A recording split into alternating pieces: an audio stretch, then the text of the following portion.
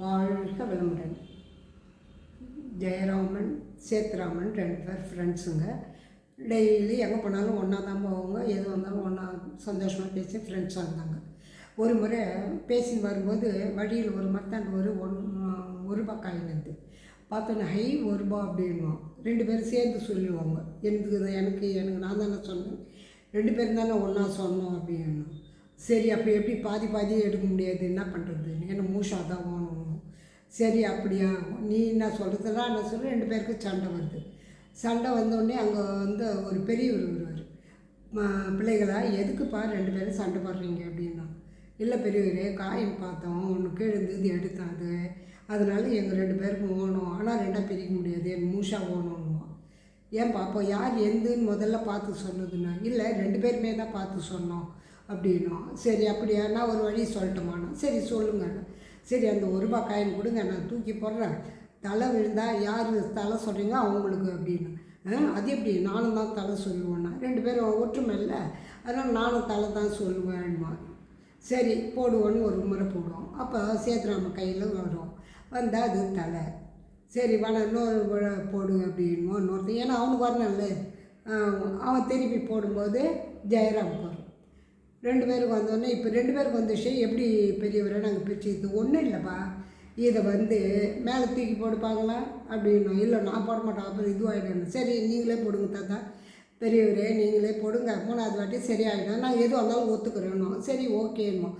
சரி என் மேலே தூக்கி போடும்போது நல்லா வேகமாக போடுங்க அப்படின்னும். வேகமாக போட்ட உடனே என்ன பண்ணோம், அந்த பக்கம் முனிசிபாலிட்டி குப்பை வண்டி வரும், அதில் போய் விழுந்துடும். விழுந்தோடனே எங்கே பெரியவர்னா, நீங்கள் தானே தூக்கி போட சொன்னீங்க, போட்டால் அது குப்பை தொட்டிக்கு போயிடுச்சுன்னுவோம்.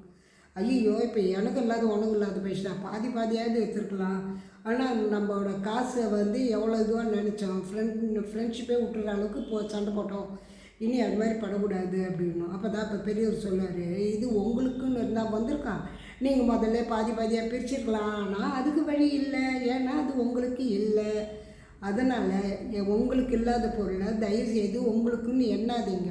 அது வெளியில் எங்கன்னா கிடைச்சா ஒன்று சில்லறையாக இருந்தால் உண்டியில் போடுங்க, கோயில் உண்டியில், இல்லையா வேறு இடத்துல எடுத்து போய் போலீஸ் ஸ்டேஷனில் கொடுத்து பணமாக இருந்தால் எடுத்து போய் கொடுத்து இது பண்ணுங்க. அதுதான் எப்போ நமக்கு ஒரு பொருள் இல்லையோ அது நமக்கு இல்லைன்னு நினச்சிக்கோங்க.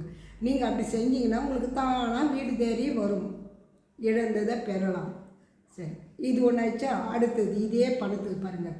ஒரு பையன் என்ன பண்ணுவான், நான் செல்லாத காசு ஸ்கூல் போகும்போது அவன் செல்லாத காசு இருக்கும், அதை எடுத்து பார்த்துட்டு அந்த எதிர்களை சிட்டியார் கடையில் வந்து அவர் புஸ்ன்னு எல்லாத்தையும் வாங்கி போடுறாருல, முன்ன பண்ண பார்க்காதவே அவர்கிட்ட கொடுத்து நம்ம திங்ஸ் வாங்கி சாப்பிட்றலாம்னு சொல்லிட்டு அவன் எத்தனை கூட்டம் எத்தனை கொடுத்தோன்னு அவன் கல்லால் போட்டு காசு இது திங்ஸ் கொடுத்துருவான், சாக்லேட் அவன் வாங்கி சாப்பிட்னு வந்து எல்லாருக்கிட்டையும் சொல்லுவான், இது மாதிரி நான் நீங்கள் காயின் கொடுத்துட்டா செல்லாத காசு கொடுத்து நான் சாக்லேட் வாங்கி சாப்பிட்டுட்டேன்னுவோம். எல்லாம் பரவாயில்லடா ரொம்ப கெட்டிக்காரன்டா நீ இருந்தாலும் அப்படின்னு எல்லாம் பாராட்டுவாங்க. இது அன்றைக்கி சாயந்தரம் வரைக்கும் எல்லாம் பாராட்டுவாங்க. இங்கே தெரியல பேசும்போது தான் தாத்தா ஒருத்தர் வெளியே இருந்து கேட்டுருப்பார். கேட்ட உடனே அவன் கூப்பிட்டுனாடா நீ இப்படியா செஞ்சோம், ஆமாம் தாத்தா என்னோட இது எப்படி, நீ சூப்பர்றான்னு நல்ல கெட்டிக்காரன்டா அப்படின்னு சொல்லிவிட்டு என்ன பண்ணுவார், சரின்னு சொல்லிட்டு வந்துடுவார். மறுநாள் காலையில் என்ன பண்ணுவார், இதை இவன் அதே செல்லாத காசு எடுத்து ஓரமாக வச்சுட்டு, டே இங்கே கொஞ்ச நேரம் இரு, நான் உள்ளே போய் அந்த மூக்கு பொடியெல்லாம் எடுத்துன்னு வந்துடுறேன், உட்காந்துரு உனக்கு ஒரு கதை சொல்கிறேன் அப்படின்வார். அப்படியா சரி உட்காந்துங்கிறானோ.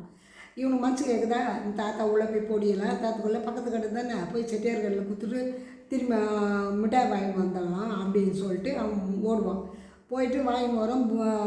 அவரும் புஸ்க்கு நேற்று போட்டுருவார். போட்டுட்டு உடனே சாக்லேட் கொடுத்தோம்னா நில்லுடாண்ணா கொடுத்துட்டு நில்லுடாண்ணா, என்ன நீ கொடுத்த காசு செல்லாதுடான்ட்டு தாடையில் அரைவார்.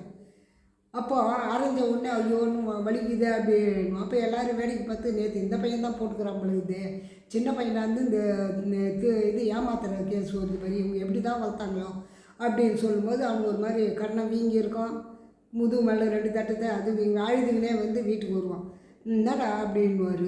தாத்தா சொல்லுவார், என்னடா ஆச்சுன்னுவான், இந்த மாதிரி என்னை அவர் அடிச்சிட்டாரு அப்படின்னு. ஏன்டா அடிச்சாருன்னா, நான் இந்த மாதிரி காசு கொடுத்தேன் அப்படின்னு. அப்படியா அவனை அடித்தா நான் போய் அவனை 2 அடி அடிக்கிற மாதிரினா, தாத்தா நீங்கள் நில்லுங்க, நான் செய்தது தப்பு தான், ஏன்னா செல்லாத காசு கொடுத்து அவருக்கு மனசு எப்படி இருக்கு, இப்போ இன்னும் உங்களுக்கு வர கோவம் தானே அவருக்கு வந்துருக்குது, அப்போ எதுக்கு தாத்தா போய் இது பண்ணுறீங்க, அவர் எதுவும் சொல்லாதீங்க, நான் பண்ண தப்புக்கு அவமானப்பட்டது போதும் அதனால் இனி நான் யாரையும் ஏமாற்ற மாட்டேன், கோல் சொல்ல மாட்டேன், நான் திருந்திட்டேன் தாத்தா அப்படின்னும். அதுதான்டா பெரியவங்கன்னு ஒருத்தர் வீட்டில் இருக்கணும்.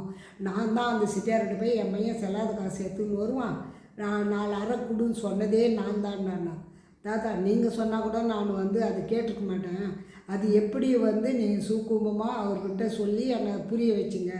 ரொம்ப நன்றி தாத்தா. இதுக்கு தான் தாத்தா எல்லாம் வீட்டுக்கு ஒருத்தர் பெரியவங்க இருக்கணும்னு சொல்லுவாங்க. அதை நான் அலட்சியப்படுத்தினேன், உங்களை நான் அலட்சியமாக நினச்சேன். அதனோட விளைவு எனக்கு தெரிஞ்சிச்சு தாத்தான்னு. வாழ்க வளமுடன்.